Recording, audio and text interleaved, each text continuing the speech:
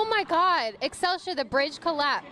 The bridge collapsed just in the past minute or so. We heard a very loud sort of rumbling noise and everybody had their eyes on that bridge already. What you're looking at right now is a square that firefighters had to cut out of the roof of the RV to rescue a man who was inside. This is a mother and an infant baby. A lot of people worried about their disappearance because we talked about it earlier. A lot of things in this case are very unique. Earlier today, I was speaking on Facebook Live with one of the students. She had just gotten in line, and about 30 minutes ago, she tapped me on my shoulder and she said, I finally made it through to vote.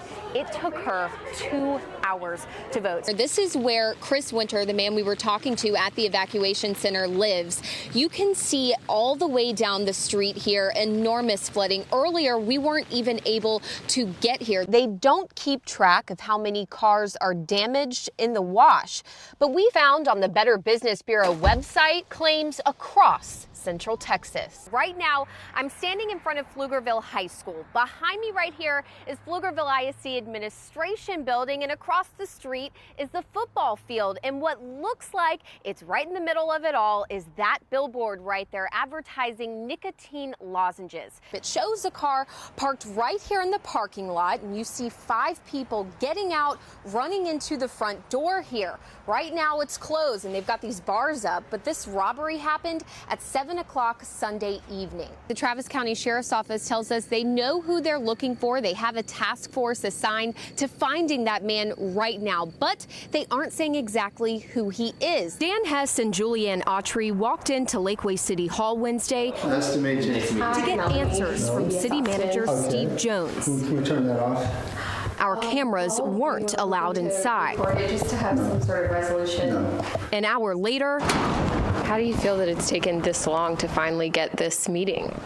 Ridiculous, to be honest. it's been more than 2 weeks since a City of Lakeway employee walked into Dan Hess's home while he wasn't there without permission, looking for a permit for bathroom tile installation. This should have been resolved over a cup of coffee 3 weeks ago. The city has since admitted the employee was in the wrong.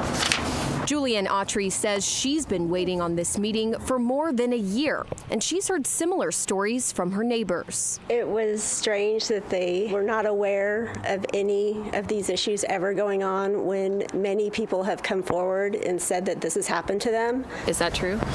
No, not on code enforcement. It hasn't been brought to my attention before. For the first time, City Manager Jones spoke to our cameras. What do you have to say to the homeowners who are wondering, will this happen to me in the future? We're going to make sure that all of our city employees know how to respect the rights of our citizens. They have now said that they are going to change the city code. He did say it would be on the agenda Monday. Melanie Barden, CBS, Austin. They just keep spending money just indecisively, and they act like the money's just free. Well, I tell you what, it's not free for me. It's coming out of my taxes. Monique Tenney says she's fed up with the city's back and forth over a new homeless shelter, especially knowing it means wasted tax dollars. In June, Austin leaders voted to put a shelter in South Austin, but dropped that plan this week. Do you think that the city acted too quickly in June? Well, hindsight is 20/20. The city had already spent more than $90,000 on the project and expect to get only $10,000 back, meaning they're now out of $80,000. What would you say to taxpayers who feel like this money was just wasted?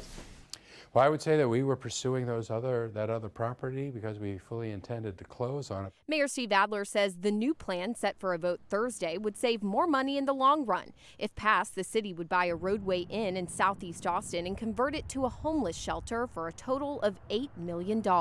I was relieved. I was so relieved. Tenney tells us she prefers the new plan, but isn't happy about the taxpayer money wasted in the process. $90,000, I think, in most cities would take care of a lot of homeless needs, and to waste on an appraisal for a building that we shouldn't even be considering, it just blows my mind.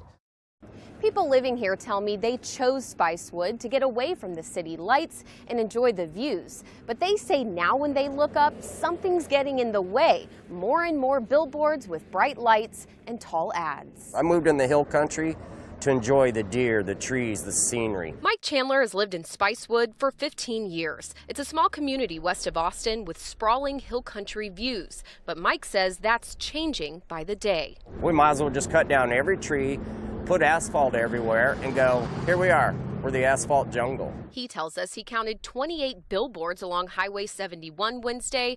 That's 2 more than last week. He and his neighbors say they're a distraction and an eyesore. There goes our beautiful night sky. We took his concerns to Burnett County Commissioner Joe Don Dockery, but he told us his hands are tied. The legislature's never seen fit to provide counties with regulatory authority over billboards, period. According to Dockery, municipalities can put restrictions on billboards, but unincorporated areas like Spicewood cannot. He says the legislature would have to pass a bill declaring the stretch of Highway 71 a scenic route. In recent years, local representatives tried, but were ultimately shot down. Because it's going to take money out of somebody's pocket. Dockery says ad companies also pay rent to put billboards on private property. According to Mike, some landowners get more than $3,000 a month. If my neighbor puts up a billboard, let's say turn the thing off at night. Despite hurdles, Mike says he'll continue to fight for a billboard-free view of his backyard. I hope someone gets a claw up in their saddle and does something about this. We reached out to State Representative Vicki Goodwin. She sent us this statement saying in part, quote, "I know that preserving the natural scenery and beauty of the Texas Hill Country matters deeply to my constituents, and I'm happy to discuss this issue further to determine if similar legislation is needed in the Spicewood area." Now, the legislature doesn't meet again until 2021, and Mike tells me he's worried about the number of billboards in Spicewood by then.